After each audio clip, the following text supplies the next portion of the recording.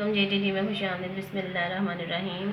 ईद के ऊपर आप बहुत सारी मुख्तलिफ डिशें बनाते हैं, लेकिन आप ईद के ऊपर कोशिश करें, क्योंकि बहुत ज़्यादा गर्मी हुई पड़ी है, आप ज़्यादा स्पाइसी चीज़ें ना खाएं।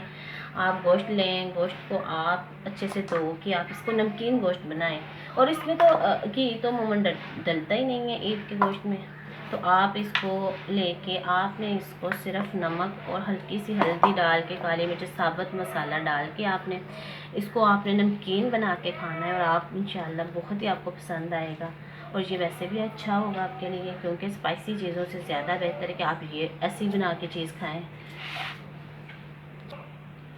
और लेमन का भी इस्तेमाल ज़्यादा करें, यानी कि गोश्त में आप लेमन डाल के उसके ऊपर निचोड़ के खा लें, या फिर आप वो सलाद का भी आप बहुत ज़्यादा इस्तेमाल करें ईद पे, क्योंकि गर्मी बहुत ज़्यादा है, इसलिए आप इन चीज़ों का भी गोश्त के साथ ज़रूर इस्तेमाल करें।